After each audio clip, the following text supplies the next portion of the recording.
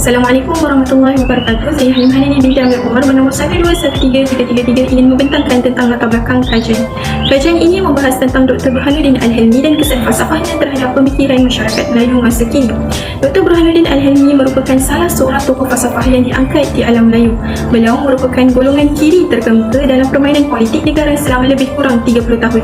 Perjuangan beliau untuk menuntut kemerdekaan dan ilmu pendidikan yang menjadikan Islam sebagai panduan dalam perjuangannya menjadikan ketokohannya suatu perkara yang sangat menarik untuk diketahui dan dicontohi oleh generasi baharu.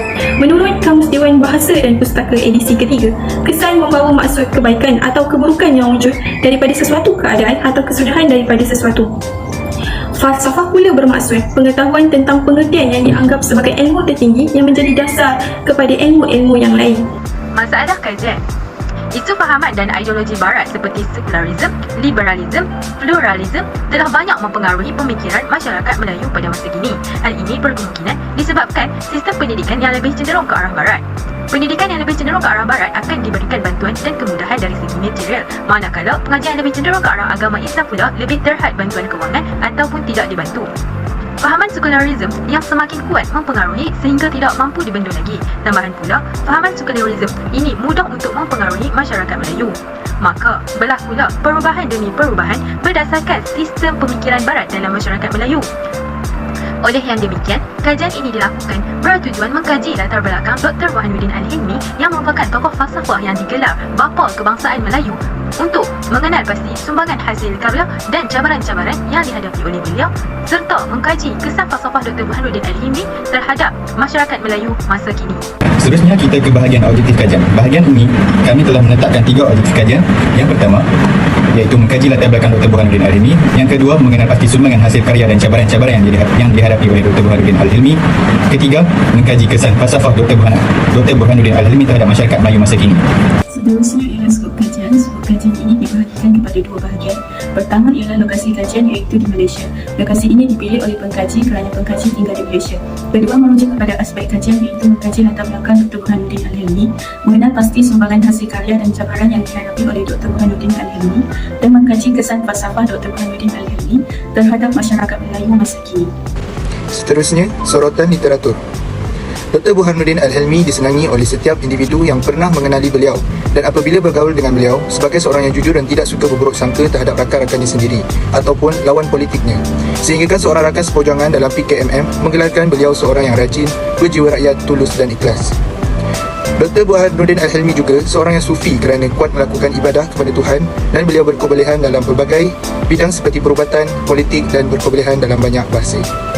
Metodologi dalam kajian ini menggunakan 2 kaedah iaitu kuantitatif dan kualitatif. Kaedah kuantitatif, pengkaji menggunakan borang soal sidik yang mempunyai 5 soalan yang diajukan secara dalam talian kepada responden bagi mendapatkan maklumat tentang persoalan kajian. Antara responden yang terlibat terdiri daripada jantina, lelaki dan perempuan dari pelbagai lapisan umur. Manakala kaedah kuantitatif pula, pengkaji menggunakan pelbagai sumber ilmiah seperti jurnal, artikel, buku rujukan dan maklumat daripada laman web dan sebagainya.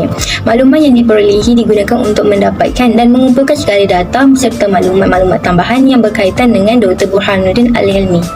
Seterusnya, Dr. Burhanuddin mendapat pengajian awal tentang Al-Quran dan tentang ilmu agama pada usia awalnya dari babanya sendiri.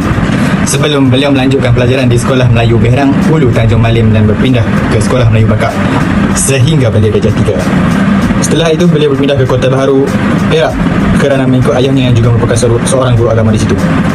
Setelah beliau tamat pengajiannya pada tahun 1924, beliau melanjutkan pengajian ke Sungai Jambu, Padang Panjang, Sumatera, Indonesia. Sebelum melanjutkan ke sebuah lagi pondok yang terletak di Kampung Pisang, Jitra, Kedah pada tahun 1927. Oleh kerana beliau tidak selesa dengan suasana di situ, tempoh pengajiannya hanyalah sebulan sebelum beliau melanjutkan pelajarannya di Madrasah Al-Masyhur Islamiyah yang terletak di Pulau Pinang.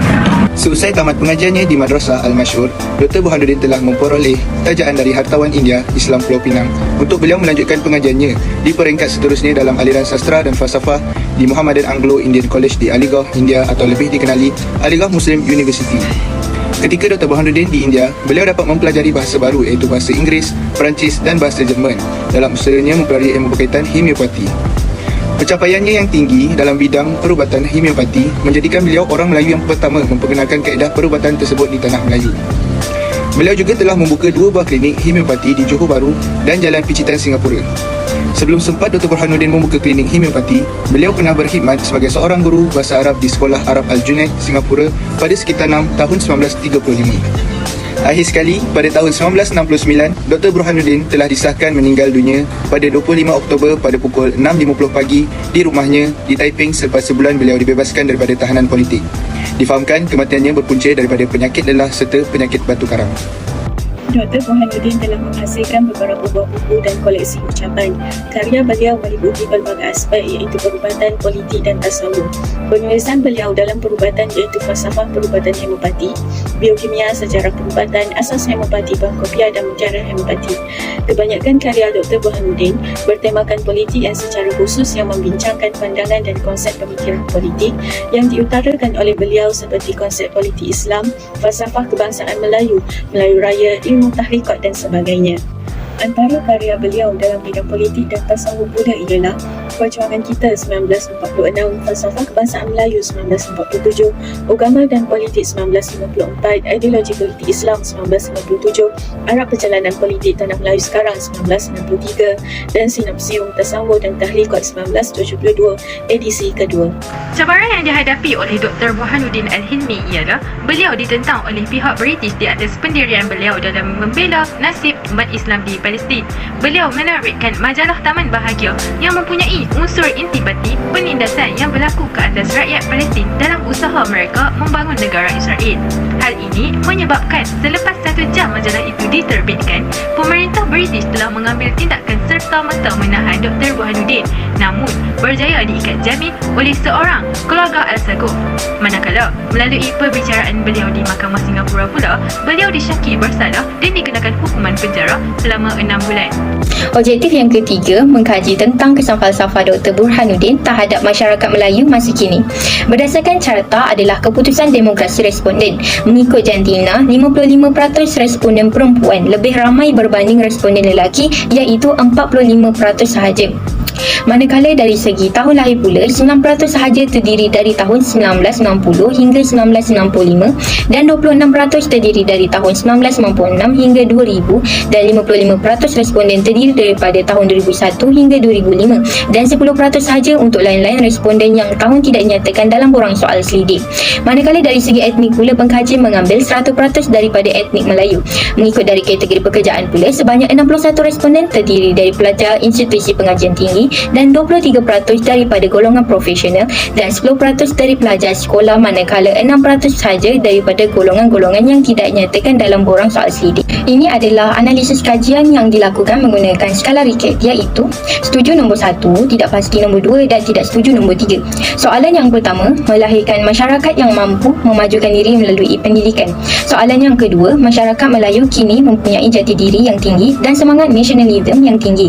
Soalan yang ketiga, sumber rujukan masyarakat Melayu masa kini tentang kesihatan berkaitan ilmu perubatan homeopati. Soalan yang keempat, kaum Melayu semakin dilupakan. Dan soalan yang kelima, adab dan etika yang semakin pudar dalam kalangan masyarakat Melayu. Berdasarkan soalan selidik yang telah dijalankan, analisis soalan pertama iaitu banyakkan masyarakat Melayu yang mampu memajukan diri melalui pendidikan mendapati bahawa 100% iaitu seramai 30% responden menyatakan persetujuan dengan soalan tersebut. Hal ini kerana Dr. Burhanuddin merupakan tokoh pemikir Islam yang juga membuat kemajuan dalam pendidikan berteraskan Islam dan sosiopolitik Islam. Beliau berjuang untuk membangunkan ilmu pengetahuan melalui pidato, penulisan dan pertubuhan sosiopolitik. Hal ini dapat melahirkan masyarakat Melayu yang berpendidikan. Analisis soalan kedua iaitu masyarakat Melayu kini mempunyai jati diri dan semangat nasionalis yang tinggi mendapati bahawa 74% iaitu seramai 23 responden menyatakan persetujuan, manakala 16% iaitu seramai 4 orang responden tidak pasti dan 9.7% iaitu seramai 3 orang responden tidak bersetuju. Majoriti responden bersetuju kerana kesedaran terhadap perjuangan membebaskan bangsa dan negara daripada cengkraman penjajah merupakan pembangkitan awal politik Dr. Burhanuddin Al-Hilmi.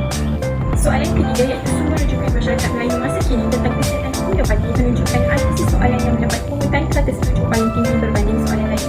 Sebanyak 54% iaitu seramai 16 orang responden menyatakan setuju, 14% iaitu seramai 13 orang responden menjawab tidak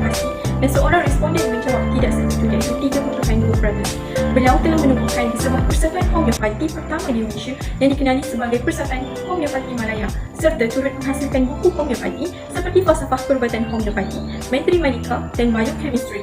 Hal ini dapat membantu masyarakat Melayu untuk dijadikan rujukan tentang kesihatan berkaitan ilmu perubatan homeopati.